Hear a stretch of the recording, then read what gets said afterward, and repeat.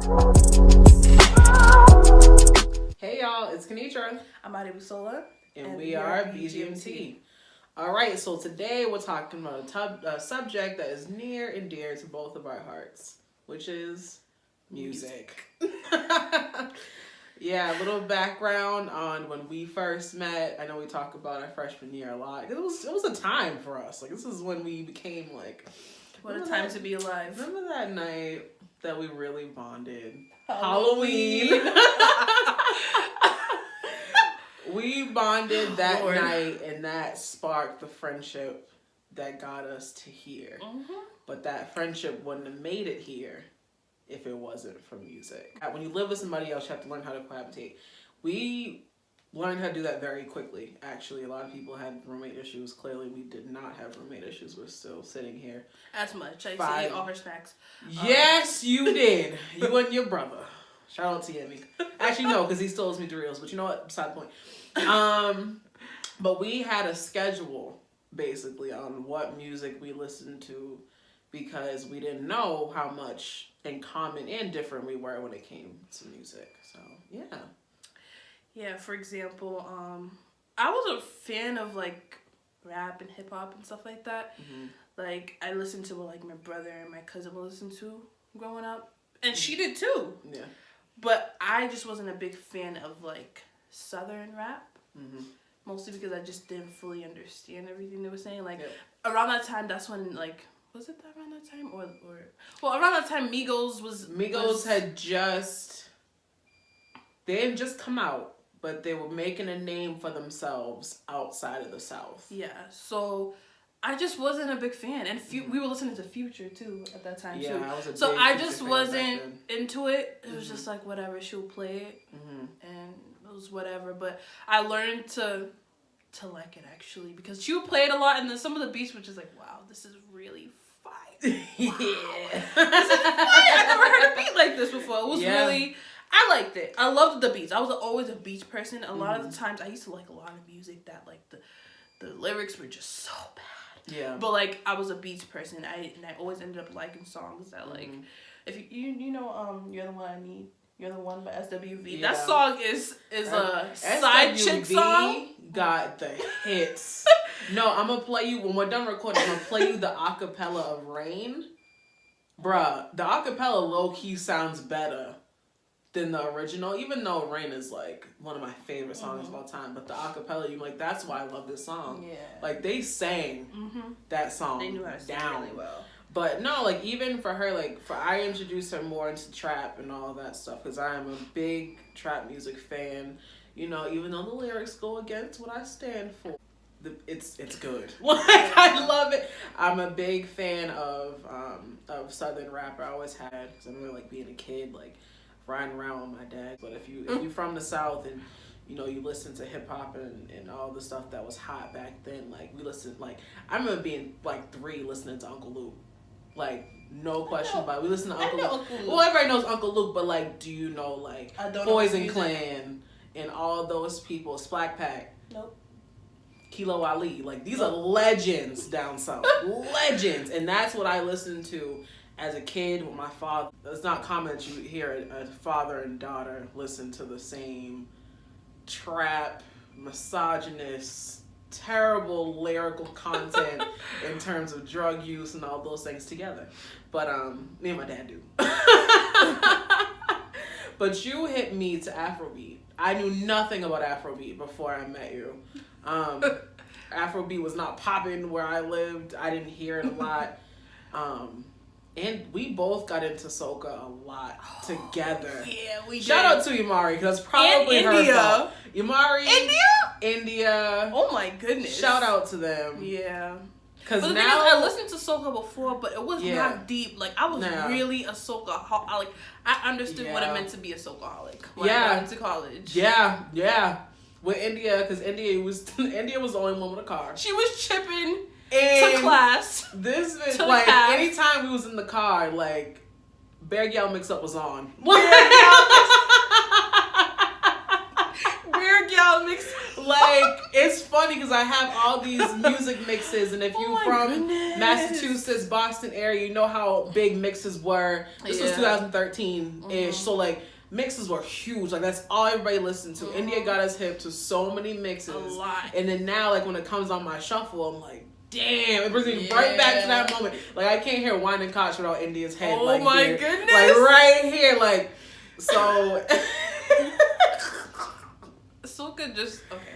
Like go ahead. Like it really, like I'm a big music connoisseur. Like I love music and I love beats too.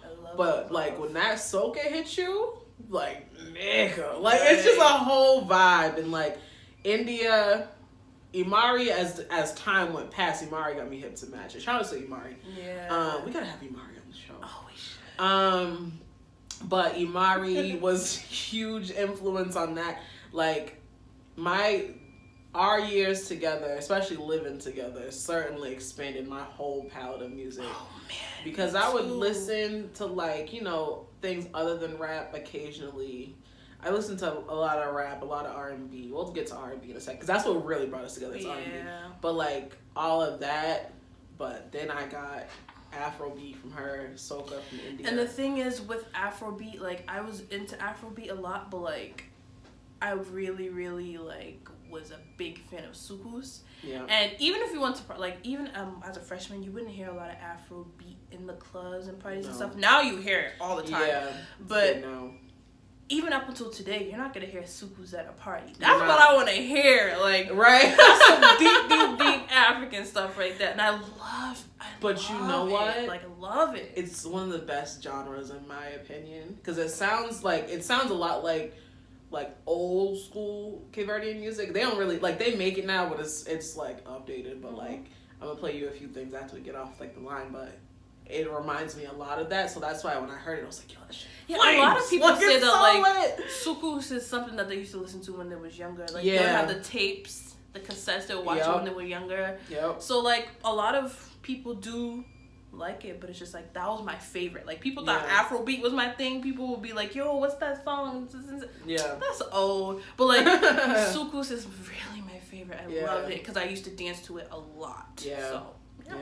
You know what's funny, like as you get older you start to appreciate the older music your parents played, because like I'm like, damn, my parents put me onto some heat.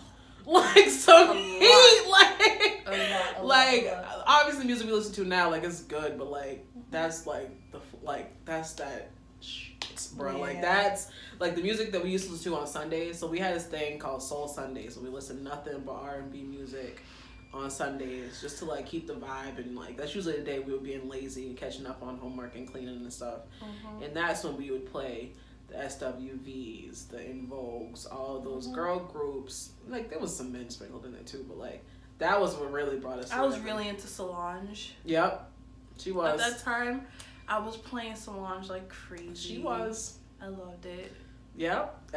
So she used to put on the Solange album. I forgot the name of it, but Looks Good with Trouble is on there with Kendrick Lamar. But we used to listen to that every night, and I still listen to that album even like now. Because I listen to a few other songs. We're forgetting a very big one. What? We used to listen to Bob Marley all the time. Like literally our room was Bob Marley'd out. Even when we weren't roommates anymore, my room was Bob Marley'd out. That got me through freshman year. Still Bob Marley'd out. Like honestly, his music really got me through a lot. It did. A lot. Just listening to some of the music now, it brings me back to school, and it's just like, wow, I went through a lot, and this music got me through it. Like, it did. So shout out to. Shout out to Uncle the King. Bob. I've always been a big Marley fan, and then I met my dear friend here, and she was already a fan. And not a lot of people our age listen to Bob Marley. They should, but they don't. And that's my favorite artist of all time. That's male, female, genre, whatever. It's Bob. Beyonce is very close second, which you knew. Oh God.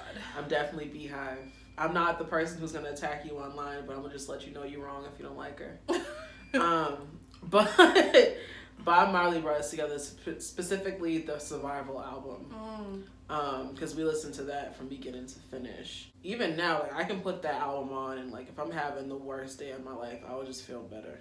Like, because it's not only just, you know, everybody associates Bob with smoking and all that, and it's not even the case. If you listen to what he's saying, a lot of it is biblical. A lot of it is just like, it's okay to not be okay, I guess. Like, just the vibe is always right with Bob's music.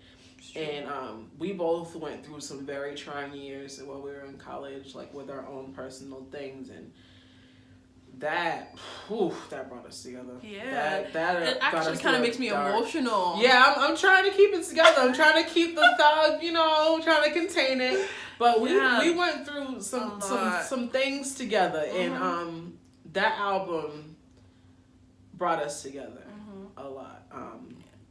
Because like I would come home from work and come back to the room. It was our home at the time, so I can say come home. I'll come home from work and she'd be in the room cleaning and have Bob on, and I was like, wow, I already feel better. Or it'd be the opposite. She would go home for the weekend and she'd come back and I'd be in the room and Bob would be on and I'd be cleaning. It's like, all right, this is a good way to come back and start. It's true. Even to this day, if I'm just trying to put some music on, like let's say if me and my boyfriend and chill, like I'll put on Bob Marley. Yeah, and it's like, really, it's always a vibe. There's always an appropriate time. Yeah, there's a song for everything. Literally, you know, there's a song for everything. So it's just like, Bob. Okay, so this is kind of embarrassing because the song is not that good now that I listen to it as a grown adult. But remember when we were both like fake heartbroken and we sat in the dark and listened to Drake doing it wrong for like 12 hours straight on repeat? Oh my God, Kanitra. That song is about absolutely nothing. That song is about nothing. But you know what? At the time, we were emotional and young. So we're like, you're just speaking to me. Like, no, the song isn't deep. But it brought us together because we were both like fake heartbroken. Like, because, you know, we were, 18? Freshly 18. So y'all know how that go. But we were just like, oh, Lord. And like that song, it has like a few lines that are like, all right, you saying something. But then like most of the song is like, you ain't saying nothing. But it was like, it was needed at that time. That was a very embarrassing story. Yeah. Because, Chile. That song ain't about nothing now. Especially now that we're kind of grown. But yeah, music really, it unites people, especially us. Because, dude, we wouldn't have made it through those 4 years without each other and music, because I just realized that that music really did connect me and my boyfriend too, because he used to put me on to a lot of music I'd never heard, and he also has like a southern influence too, so like I would always hear a lot of his music. I'm like, wow, Kanitra would really like this song. She probably knows this song, but so much fire. He introduced me to so much fire. And sometimes I'll low key try to act like I don't. I'm like, I knew the song already. You try to Shazam it, bro? Yeah. I have my phone to the speaker, like. Remember you tried to play me that one time? When? You tried to play me when I put you on to Studio by Schoolboy Q. I'm just sitting in the studio just trying to get to you, babe. Really? Yeah, I put you on to it. What year and you was were like, was it freshman year? It was freshman year. I didn't hear that song. And you were like, I've heard this song before. You were trying to play me. I knew you were trying to play me. Really? And I was like, I don't even remember that. I was like, okay. I probably did low key, because she was introducing to me to that fire. I wish I had the time to still be as involved in music. But then again, music ain't as good as it used to be, period. But I do fuck with Lil Baby hard. I see. Hard. That's where you lose me, because I don't. You don't know who that is? Well, I do. Oh, okay. But I just don't. I don't listen to. Maybe I do. I probably heard some of his songs. I just don't know it's him. And I'm not talking about the radio hits. I'm not talking about Drip Too Hard. I'm not doing that. Oh, that's him. Yes. I'm not talking about Yes Indeed either. I'm talking about A-Town. That is one of my favorite songs by Lil Baby, because it's about Atlanta. And if you're from the South, you know how relevant that song is. But with that being said, we are running out of time. So as always, it's been real. We've been BGMT. Peace out. See ya.